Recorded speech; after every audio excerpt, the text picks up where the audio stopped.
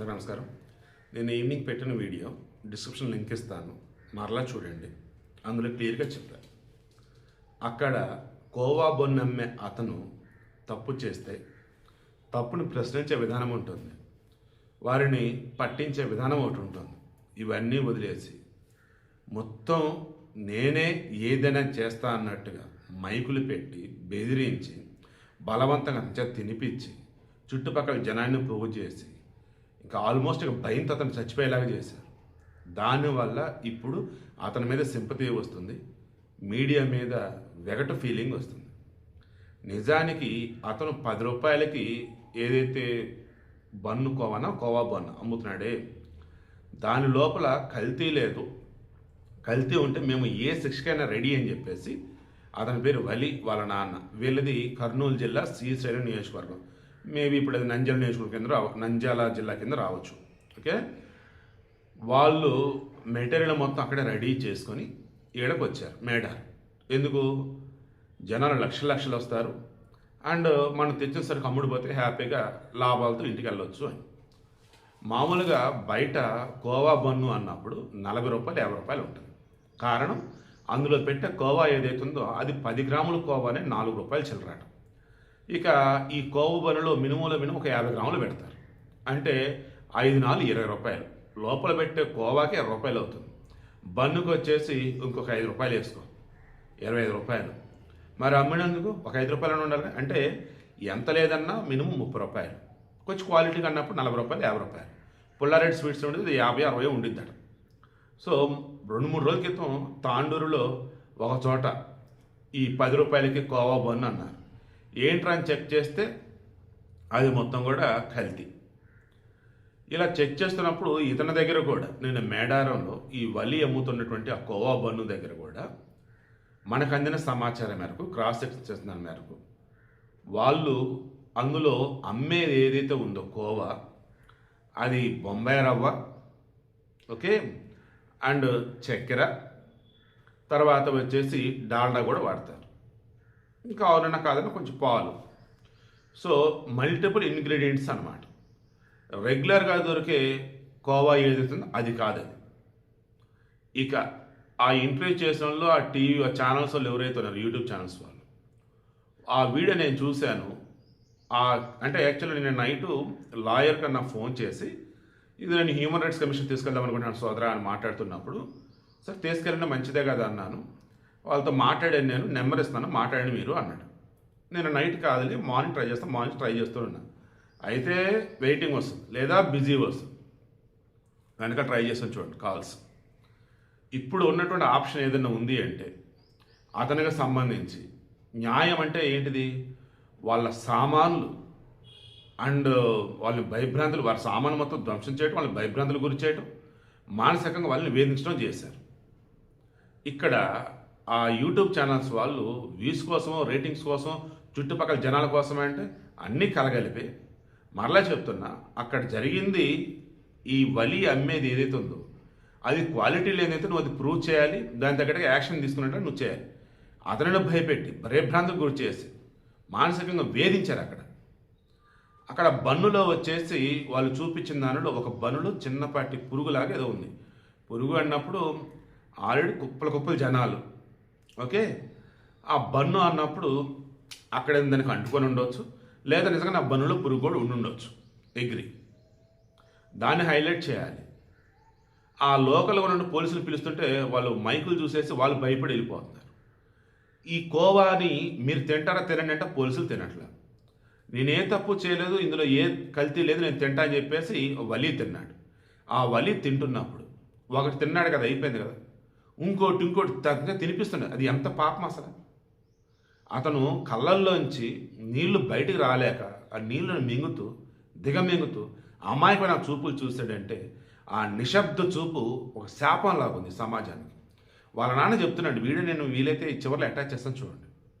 మేము పేదలను మాకున్న దాంతోనే ఇలా చేసుకుని బతుకుతూ ఉన్నాం, షాపులో దొరికే విధంగా మేము చేస్తే మాకు లాభం రాదు అని మా దగ్గర ఎవరు కొనరు కదా, తక్కువకే అమ్మితే లాభం వచ్చింది, అది కూడా ₹1 అంతేను, అందుకని చెప్పి మేము కల్తీ ఏం చెయ్యము, అందులో ఏమంటారు చక్కెర, బొంబాయి రవ్వ డాల్డా, పాలు ఇక రకరకాల కలగలిపి చేస్తాం తప్ప మేము ఎక్కడ కూడా నాసిరకం అనేది ఏమీ చేయలేదు అని చెప్పేసి అన్నారు. ఇక జనాలు వచ్చేసి మొన్న నార్త్ ఇండియాలో అఫ్కోర్స్ ఆయన హైదరాబాద్ డాక్టర్, అతను ముస్లిం. నార్త్ ఇండియాలో వచ్చేసి బాంబు పేలుడు. అతను వచ్చేసి ఏంటి, మన ఆముదపు గింజలకు సంబంధించి విషయం అది రైజిన్ అనుకుంటా. అరే పాపం ఆ డాక్టర్ అది కలపనీయకుండా ఆపేశారు, ఎంత పాపం చేశారా. అరే ఇప్పుడు పాపం కోవబర్లు అమ్ముకునేవాడిని చేశారు, ఎంత పప్పు చేశారని చెప్పేసి తీసుకెళ్ళి ఒక పేదవాడిని ఒక టెర్రరిస్ట్ పక్కన పెట్టేశారు కొంతమంది.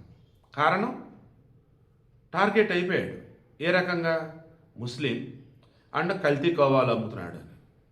ఇంకొంతమంది పాపులర్ ఫ్రంట్ ఆఫ్ ఇండియా అని చెప్పేసి కేరళలో నిషేధించబడినటువంటి ఒక ముస్లిం సంస్థ అది. వాళ్ళ టెర్రరిస్టుతో లింకులు లైక్ అలా 2006లో ఫామ్ అయింది, 2022లో దాన్ని నిషేధించారు.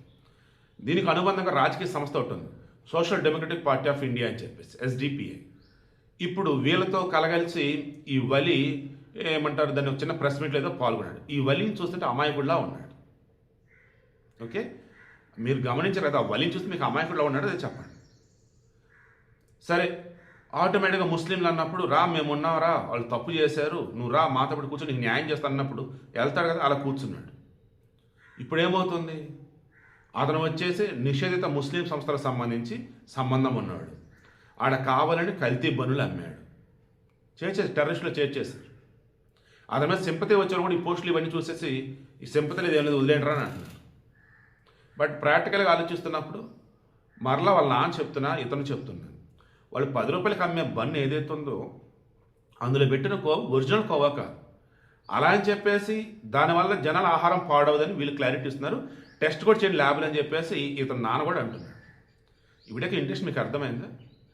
ఇప్పుడు సుమోటా కేసుగా తీసుకోవాలన్నా, హ్యూమన్ రైట్స్ కమిషన్కి ఇది వెళ్ళినా అక్కడ ప్రూవ్ చేయాల్సింది ఏంటిది, అక్కడ బన్నులు ఏవైతే ఉన్నాయో అవి నిజంగానే పాడైపోయిన బన్నులా. ఇప్పుడు ఆ యూట్యూబ్లో వాళ్ళు ప్రూవ్ చేయాలి. తర్వాత ఆ కోవా ఏదైతే ఉందో అది కల్తీ అని అన్నారు కదా, అది కల్తీనే కదా వాళ్ళే ప్రూవ్ చేయాలి. కొన్ని దాని శాంపిల్స్ ఉన్నాయి, ల్యాబ్కి పంపారా? ఇప్పుడు ఆ యూట్యూబ్ ఛానల్కి సంబంధించి దాని యాజమాన్యానికి సంబంధించి మళ్ళీ వాళ్ళు చూశాను నేను, వాళ్ళు ఫస్ట్ డిస్క్లైమర్ ఇస్తున్నారు, మాకు కానీ మా ఛానల్ కానీ ఎటువంటి సంబంధం లేదు, అందులో చూపేవి అందులో చేసేవని చెప్పేసి అలా వాళ్ళే చేస్తారు, వాళ్ళకి సంబంధం లేదు అంటున్నారు. అంటే ముందు జాగ్రత్త అనుకోవాలా? మళ్ళీ చెప్తున్నా, అక్కడ యాక్చువల్గా ఆ యూట్యూబ్ ఛానల్స్ వాళ్ళకి ఆడ వెళ్ళినటువంటి లేడీ అండ్ మేల్ ఇద్దరున్నారు. వాళ్ళకి నిజంగా గోల్డెన్ ఆపర్చునిటీ మొన్నది. చుట్టుపక్కల ఉన్నటువంటి వాళ్ళు కొంతమంది అది కల్తీ అంటూ 10 రూపాయలకి అసలు ఎలా అమ్ముతారంటూ ఆల్రెడీ జనాలు అన్నారు. అటువంటి అప్పుడు ఇతని దగ్గరికి వచ్చినప్పుడు మీరు మాట్లాడేటప్పుడు బెదిరించినట్టు కాకుండా సాఫ్ట్గా మాట్లాడి నిజాలను బయట తీసుకుని వచ్చి దాన్ని కనుక పబ్లిష్ చేసినట్టయితే సూపర్ ఉండేది. అతను భయపెట్టి భయందులను గురి చేసి మానసికంగా వేధించి ఆడన్న వస్తువులు పడేపించి ఎంత దారుణం అసలు అది. అదేమంటే ఆధార్ కార్డు అడుగుతున్నారు, ఏమయ్యా తెలుగులో మాట్లాడుతున్నాడు. ఆంధ్రప్రదేశ్ ఉన్నటువంటి ముస్లింలో చాలామందికి ఉర్దూ రాదు, వాళ్ళు తెలుగులోనే మాట్లాడతారు.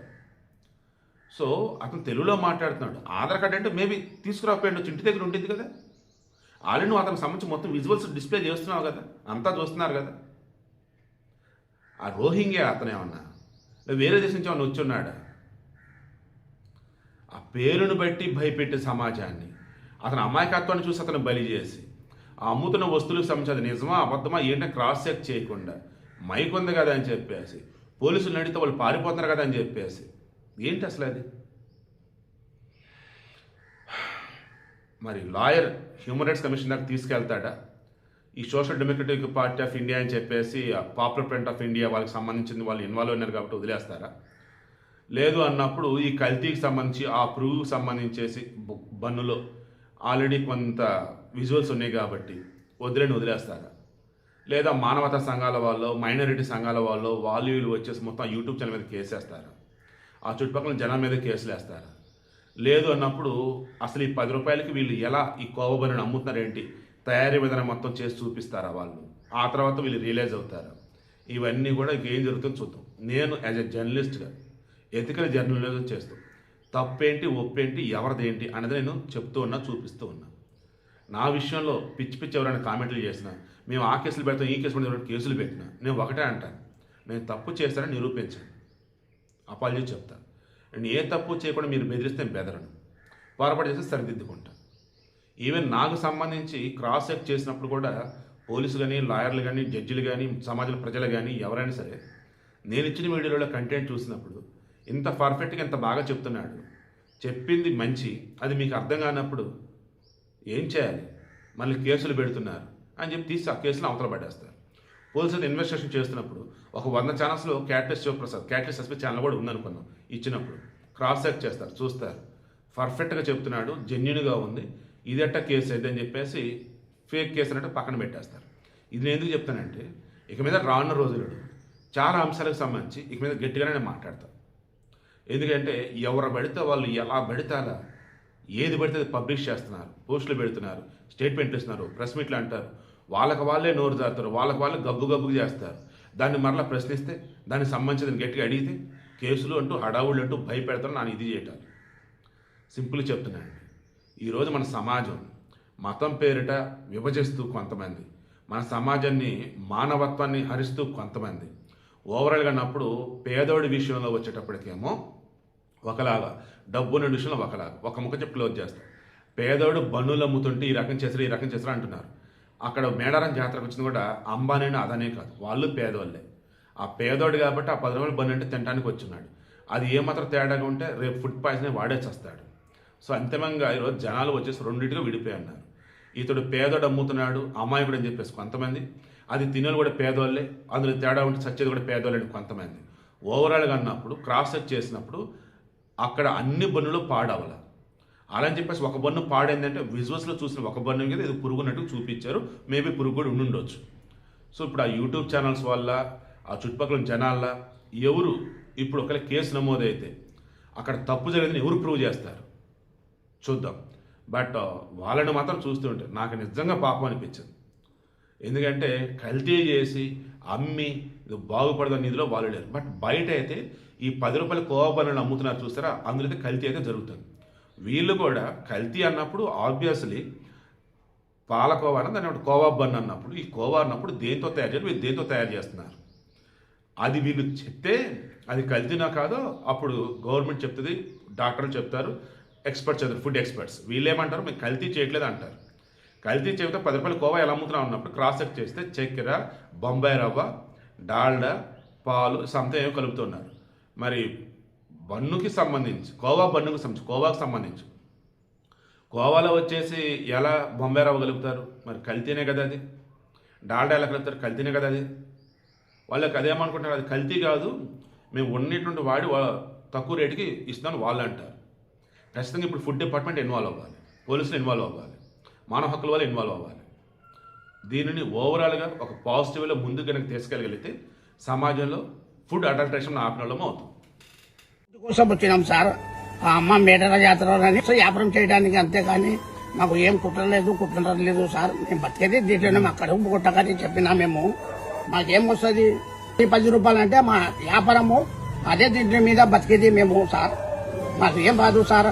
మేడం కూడా చెప్పినాం మేము, పిల్లోడు చెప్పినాడు, మా పిల్లోడు నా కొడుకు, అయినా వాళ్ళు వినలే. పోరి అని అంత బండ్లు గిందు మొత్తం పారేసినారు వీళ్ళు, అంత గల్లగొల్లం చేసినారు మా సరుకంతా. మేము అప్పు సప్పు చేసి తినవల్లం సార్ మేము అని చెప్పినాము. ఆ సారు లేదు పోరి మీరు అది ఇది ఆధార్ కార్డు అంటే అన్నీ తేవాలని మేము. వ్యాపారం కూలీల్లో ఒక 500 600 కూలీ కోసం పోయినాం మేము, అంతేకాని మాకు ఏం వస్తుంది, 1,000 వస్తుందా, లక్షలు వస్తుంది. బతికేది దీంట్లో 40 సంవత్సరాల నుంచి బతుకున్న దీంట్లోనే బతుకుతున్నాం మేము.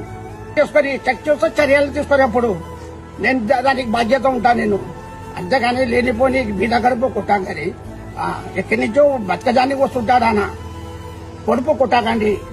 నేనే కాదు, బీదవన్నీ కడుపు కొట్టాకరి మీరు. అది దయచేసి ఇది అన్ని ఇష్టి పెట్టది. బీద మంచి ఏమో దోపిడీ చేస్తాడా, దోపిడీ చేస్తాడా, ఏమో తెచ్చుకున్నాడు బండిలో కవా బన్ను.